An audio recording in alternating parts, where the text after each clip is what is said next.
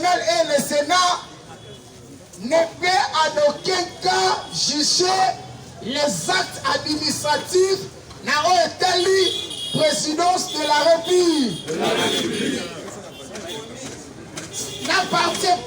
Cela n'appartient pas à Mabunda ni à Tambwe Mwamba de juger les actes administratifs conformément aux institutions présidentes de la République. Or, le Parlement est là pour juger ou soit élaborer des lois pour contrôler, gouverner. Public, les histoires publiques. Le Parlement est là pour élaborer des lois et contrôler le gouvernement. Et tandis que le Sénat est là pour valider toutes les lois proposées par l'Assemblée nationale. Mardi Mokondi Ayambaki Jarine Babunda Pe Ayambi Tambwe Mwamba Abendi Bango Matoy, que vous êtes là pour faire respecter le bon fonctionnement. Il y a des institutions nationales. Ezali bien privé à Kinaka Tite, Ezali bien privé à Joseph Kabila Te, mais Ezali Otosolo-Bela d'institutions nationales Ezali qui embrame Yamboka pour un bon fonctionnement. Yango bino bozawana pour un parti politique na bino te bino mibale. Mais bozawana pour na koluka ko faire fonctionner ba institution oyo ekende liboso. UDPS viva. Viva. Tolobate. Okozamboka asuki kaka na des institutions à la te. Lobi mercredi à partir de 10h ayambaki corps judiciaire, à l'occurrence il y a conseil suprême de la magistrature, représenté par M.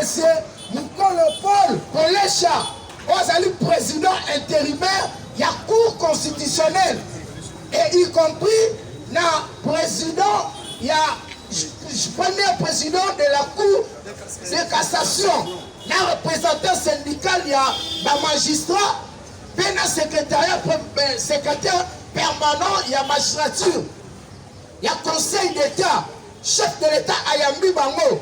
Et Bango va réaffirmer à ce qui concerne l'ordonnance. Il y a mon continent, la dernière nomination. Bango va lobby que le chef de l'État a bel et bien respecté la légalité de la loi judiciaire. Il est fait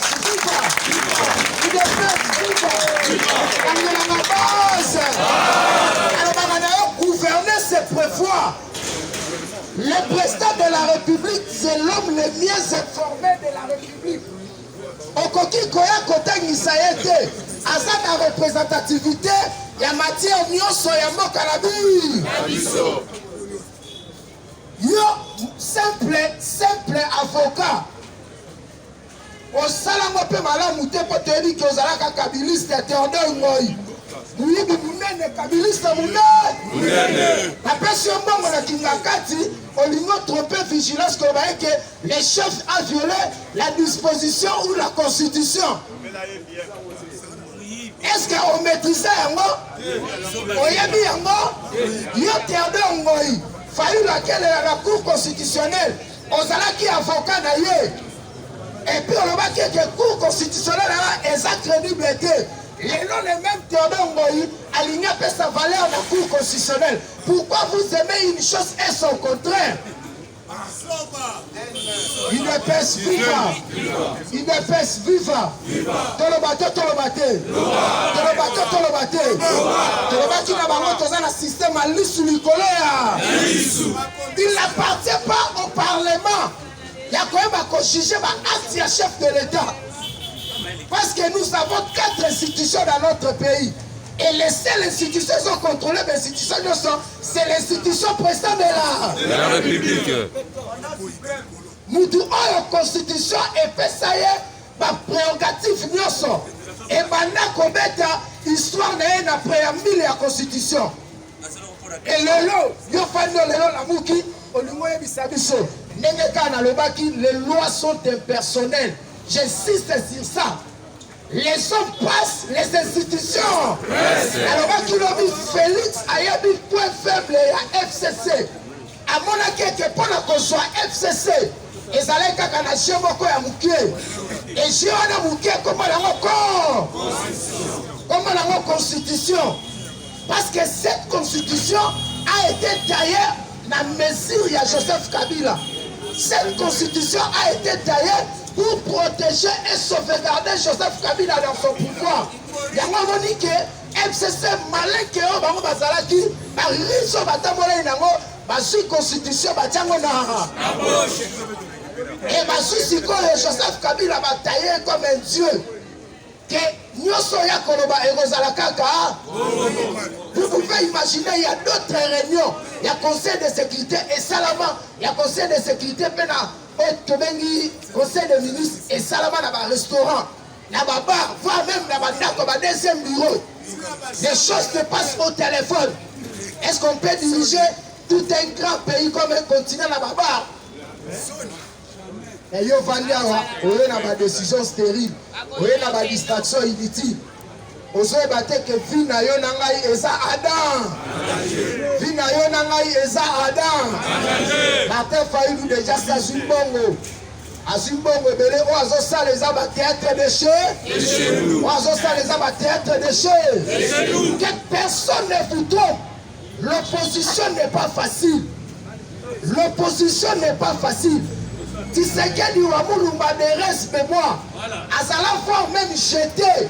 Na libulu ya ba serpent vénéré na Équateur na belingo na angenga pona ko luka ko kolongole na chemin opposition mais lokola zala qui déterminé ya ko luka ko kotisa démocratie pe ya ko même changement que le Congo fait comme un pays de droit et sali que makambo bande ko bundela et se concrétiser okoye bisanga un opposant bazo kitiso na mutuka facilement avandi sibino na ba ozoloba na kolonga awa te soki bapinga na mesa linini atisa mafuta na kolonga awa te soki bapinga na mesa linini ozo défendre bapinga to ozo défendre pe Félix Tshisekedi le 16 Félix Tshisekedi le 16 quand il était à l'UDPS tous son marché awa na triomphal balingi babeta e masasi asota mir o mona mama wana kufela bana miba mama wana kufela bana miba oko se sauver to kolanda bafutelo bapine etulanga nana sombi bapine Chatiningo Kabiliste Mouné Nabino azosala théâtre de institution. Un opposant n'a pas droit à un régime autre en place.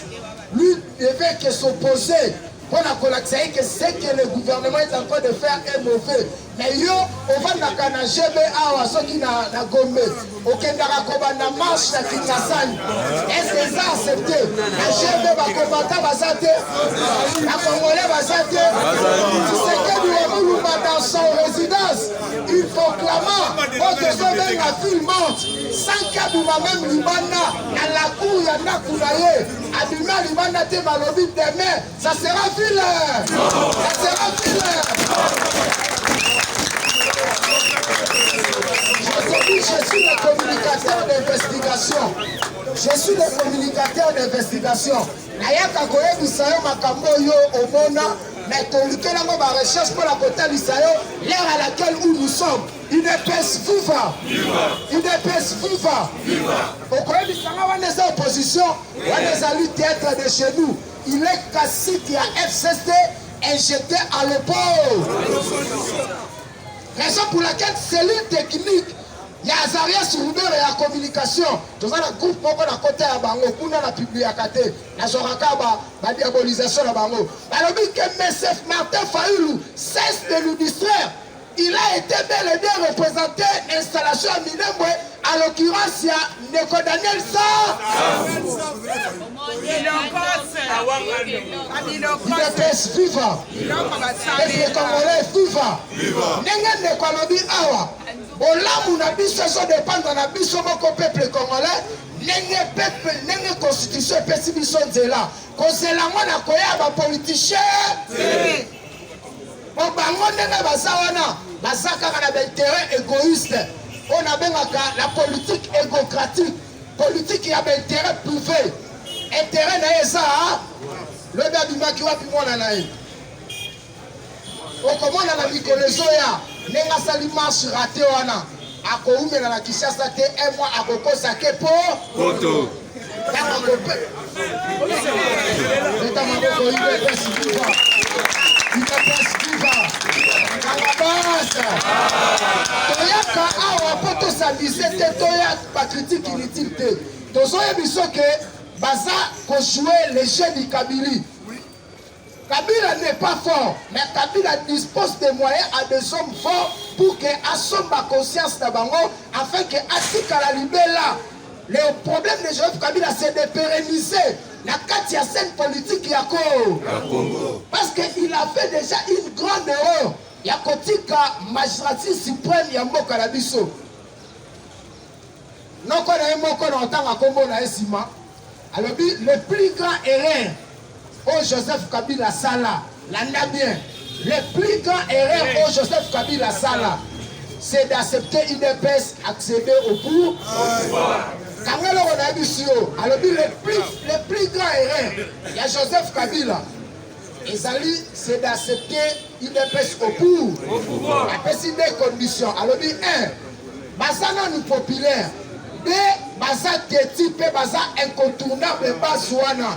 Yo sushi sous mon condi. Oh, constitution, pèse à la peuple. Est-ce que yo rebiga? Difficulté.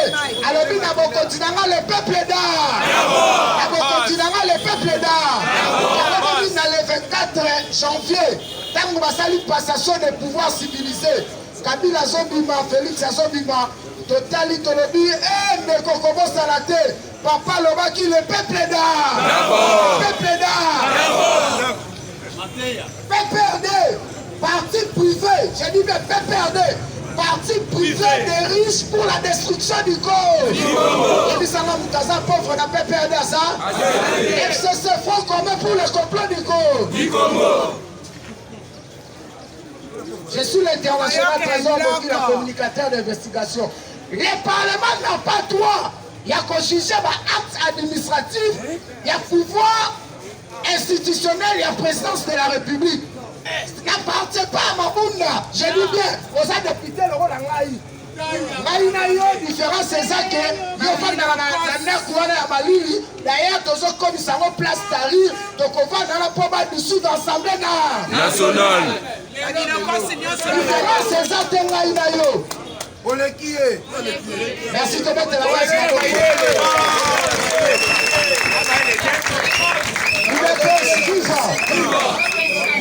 Azan à droite, vous savez quoi? Bazawana, Basa Koluka, pour freiner, pour bloquer Fachi, pour que tant ou 2023 ou 2022, Baba n'a pas mouvement suspect, et peur que Baba ma crise. Oh, pour ça, il faut bien la crise pour que tu aies la dialogue. Même Baba Faïlou, Baba Moussitou, Baba Moïse, Baba Libanda, Baba la Lune. Ils se retrouver et comme ils partagent au gars. Et comme ils partagent au gars. Et alors de mon côté, à part il y a Saint-Sylvestre et Pessamboka aux solutions. Même il y a Sam City. Et ça là va la compte à ma troupe belgérant, la pouvoir kabiliste. Mais pas il y a peuple et mon nana. Na Sam City va kena va signer intérêt à peuple tikalawa. Mais au Koyaba que dans l'heure actuelle, il pose opposition, il faut oser la caca dans l'amou ya pouvoir Kabila. Si on a l'amou na bangote, il faut oser la rébellion. IDPS viva. IDPS viva. Tolobate. Président Paul Polecha, il y a président intérimaire, il y a cour constitutionnelle. Alors, j'affirme et je réaffirme, les trois juges de la cour constitutionnelle prêtera serment devant le chef de l'État.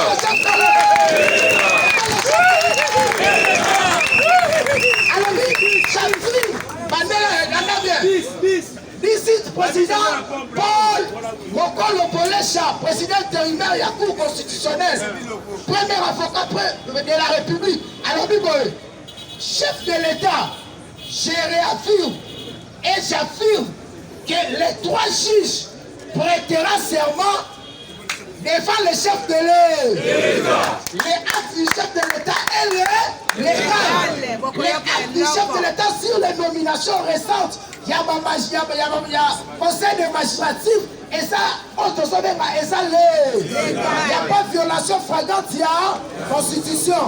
Nous avons crise. Il y a une crise, même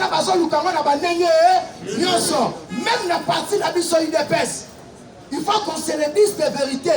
Il y a des kabylistes en miniature. Il y a des gens qui vont se mettre terrain. Ceux qui ont le pouvoir, aussi, les chaînes pour intoxiquer, ils vont diriger. Ceux qui ont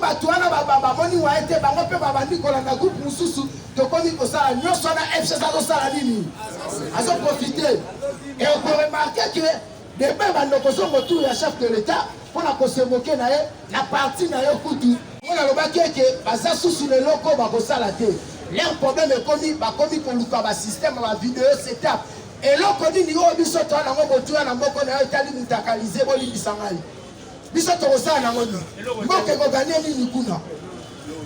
le problème est que vous avez 18 ans. Vous savez, vous savez qu'il y a 18 ans pour les lobbies on va donner des leçons. L'histoire est le récit du passé. Il y a un autre lobby pour le peuple congolais, Fongola Missou, Kabila Kosonga na Bokontina Mboka Oyo.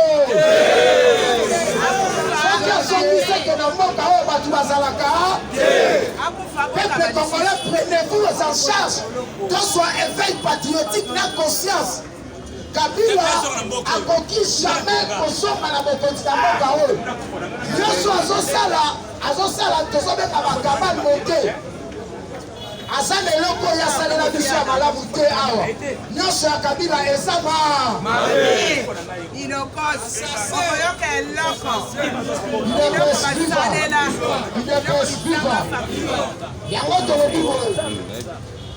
biso étant que souverain primaire, vous allez distraiter. Nyonso oyo parlement wana, lisanga ya FCC na Kabila, bakoluka kosala. Biso peuple tokokontre ya ondima yango te ata mokolo moko te e yango loi minaku problème akosa malonda mokonzi alobi tobosana kotiango si na mutu na yo te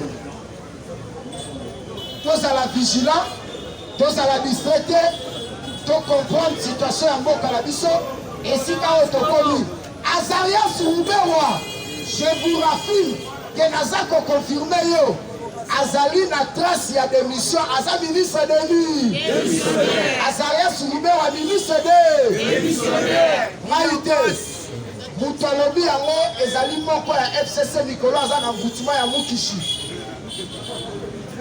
Obenga Gaye Justin Bitakwira alobi lui a fait plus que ce que tout n'a qu'à sende Azalaki nini Asali koleka ya tunda yaka yango Azarias Rubewa Aza ministre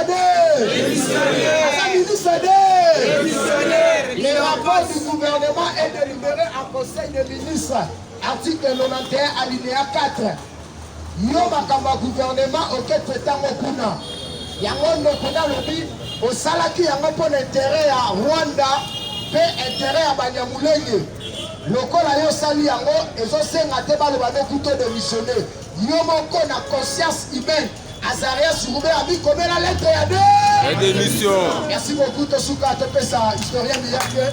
Je vais tenir ma moko pour le